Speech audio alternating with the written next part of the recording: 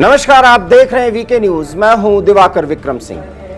मध्य पूर्व अर्थात middle east की समस्या में जिस तरीके से ईरान इजराइल को खत्म करने की कस्में खा रहा है, उससे ऐसा लगता है कि ईरान एक ऐसी भूमिका में आ रहा है जो पूरी दुनिया की शांति के लिए खतरा पैदा कर सकता है। लेकिन यही ईरान भारत के साथ कैसे संबंध रख रहा है और इसी ईरान के बदौलत भारत पूरी दुनिया के राजनीति को व्यापार के माध्यम से किस तरह से बदलने जा रहा है, ये हम आपको बताने जा रहे हैं। बताएंगे ये भी कि 21वीं शताब्दी में जिस लोकतंत्र में चलकर मानवता को मजबूत किया जा सकता है, उसे पूरी सुविधाएं प्रदान की जा सकती हैं हर समाज के हर एक वर्ग को, एक एक व्यक्ति को, उसको भी भारत अब अपने कंधे पर उठा चुका है और कुछ ऐसे निजाम अपने तौर तरीके और अपने सिद्धांत में बदलाव करने वाले हैं, लेकिन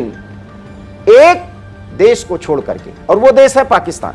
पाकिस्तान को नहीं बदला जा सकता, भले ही उसके घर खाने को नहीं है, लेकिन जब मुस्लिम ब्रदरहुड की बात आती है, इस्लाम की बात आती है, तो वो मुखिया बनने को तैयार हो जाता है। और उसी पाकिस्तान के बगल में इस्लाम के नाम पर अपना झंडा गाड़ने वाला तालिबान आज समय की नजाकत को समझ रहा है, मौके को भांप रहा है और अफगानिस्तान की माली हालत को मजबूत करने की कोशिश कर रहा है, जिसमें वो उन सभी देशों से सहयोग लेने की कोशिश कर रहा है जो अभी फिलहाल तालिबान को अपने से दूर रखना चाहते हैं। उन्हीं में से एक भारत भी है।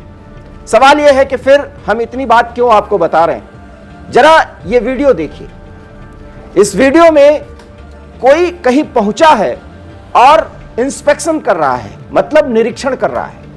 ये कोई और नहीं बल्कि तालिबान सरकार में deputy prime minister of economic affairs, मतलब वहां के आर्थिक मामलों को देखने वाले, इनका नाम है मुल्ला अब्दुल गनी बारादर।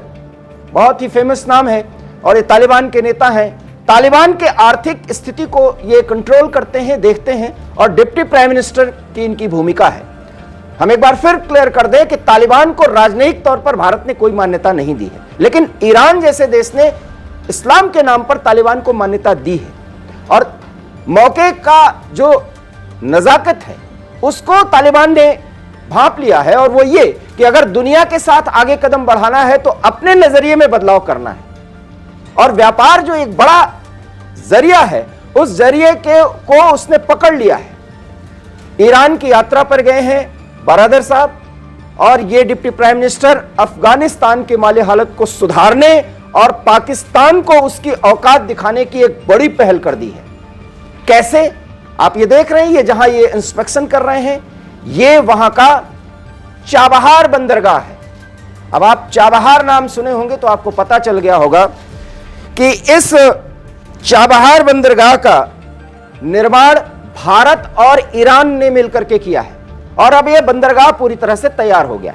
यह बंदरगाह चीन और पाकिस्तान को एक बड़ी चुनौती है, क्योंकि पाकिस्तान का ग्वादर बंदरगाह किस तरीके से चीन अपने इस्तेमाल में ला रहा है और कैसे पाकिस्तान इसकी बदौलत भारत को परेशान कर रहा था, मुश्किलों में डालने वाला था। अब हम आपको मैप के जरिए भी बताते हैं कि ये देखिए, ये पाकिस्तान का ग्वादर बंदरगाह है और ये ईरान के बिल्कुल सीमा से सटे हुए ईरान अफगान सीमा पर यह चाबहार बंदरगाह है। और इस चाबहार पोर्ट का एक तरह से पूरा निर्माण का काम भारत और ईरान ने मिलकर के किया है। अब आप सोच रहे होंगे कि इस चाबहार का जिक्र मैंने क्यों किया। तो चाबहार बंदरगाह के जरिए अब व्यापार होगा। भारत के कांडला एयरपोर्ट से सीधे चाबहार कोई माल पहुंचाया जा सकता है, कोई भी वस्तु, और इसमें अफगानिस्तान भी अपने यहां से कोई भी माल चाबहार पोर्ट पर भेज सकता है। और इस तरीके से अफगानिस्तान, ईरान और भारत एक व्यापारिक लिंक से जुड़ गए। यह है चाबहार का महत्व। और उस चाबहार का दौरा किया बारादर ने, ताकि अफगानिस्तान ज्यादा से ज्यादा निर्यात कर सके, क्योंकि आपको पता है कि फलों का सबसे ज्यादा निर्यात करने की पूरी कवायद कर रहा है अफगानिस्तान। अफगानिस्तान अपने माली हालत को सुधारने की बहुत पुरजोर कोशिश कर रहा है, जिसमें तालिबान जैसे शासक, जिनका इस तरह से कोई नाता ही नहीं रहा, लेकिन अपने देश की स्थिति को सुधारने के लिए तालिबान इस तरह के कदम उठा रहा है। और बगल में बैठा पाकिस्तान, जिसको आजादी मिले 75 साल हो गए, आज वो सिर्फ कश्मीर के नाम पर बेसुरा राग अलापता है और कटोरा ले जाकर के भीख मांगता है। और तुर्की जैसे देश भी भीख देने के पहले 3-4 बार हंसी लेते हैं। तो पाकिस्तान को एक बड़ी चुनौती दे दी है अफगानिस्तान ने, और इसके जरिए अफगानिस्तान की तालिबान सरकार ने दिखाने की कोशिश की है कि वो भारत के साथ संबंध बेहतर करना चाहता है। लेकिन भारत ने अभी तालिबान को मान्यता नहीं दी है, क्योंकि सिद्धांततः तालिबान महिलाओं और बच्चों और युवकों के संदर्भ में कुछ ऐसे इस्लामिक कायदे कानून को फॉलो करता है जिसको भारत मान्यता दे ही नहीं सकता। और इसके लिए तालिबान भारत का शुक्रगुजार भी है कि भारत ने तालिबान के नजरिए में बहुत परिवर्तन कर दिया है। कई बार तालिबान के नेताओं की तरफ से काबुल से आधिकारिक तौर पर भारत की प्रशंसा में बयान जारी किए गए। और अभी क्रिकेट वर्ल्ड कप का खुमार पूरी दुनिया में और खास करके क्रिकेट खेलने वाले देशों में है। जिस तरह से तालिबान रजाइम ने अफगानिस्तान के टीम को तैयार करने में भारत की भूमिका की तारीफ की है, यह भी किसी से छिपी नहीं है। भारत के हर कदम की तारीफ तालिबान करते हैं। और क्यों करता है ये आपको पता है, क्योंकि पाकिस्तान जिस तरीके से अफगानी नागरिकों को 17 लाख से अधिक अफगानी नागरिक जो शरणार्थी के रूप में पाकिस्तान में रह रहे थे, उनको उसने निकाला सिर्फ और सिर्फ इसलिए कि भारत के साथ तालिबान या अफगानिस्तान के लोग बहुत प्रेम भाव से रहना चाहते हैं, वो अपना भाई मानते हैं। ये प्रतिक्रिया है। और अब वही तालिबान ये संकेत दे रहा है कि वो बदल चुका है, और जिस व्यापार के जरिए पूरी दुनिया की आर्थिक स्थिति को भारत अच्छा करना चाहता है, और अपनी स्थिति तो अच्छा कर ही रहा है, क्योंकि भारत को दुनिया की तीसरी बड़ी अर्थव्यवस्था 2030 तक करना है, और उसकी राह में भारत बहुत आगे बढ़ चुका है।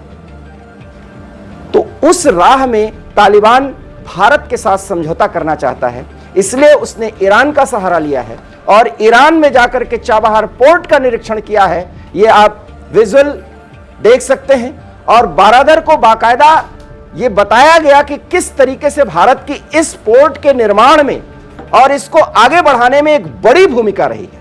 और यही वो कारण है कि जिससे ईरान और भारत के संबंध तमाम मुश्किलों के बावजूद आज भी बहुत मजबूत हैं। इस चाबहार पोर्ट के निर्माण और इसके विकास में भारत को भी बड़ी मुश्किलों का सामना करना पड़ा, लेकिन भारत ने उन मुश्किलों को देखते हुए, उससे लड़ते हुए, जूझते हुए इस पोर्ट का निर्माण किया, उसको डेवलप किया।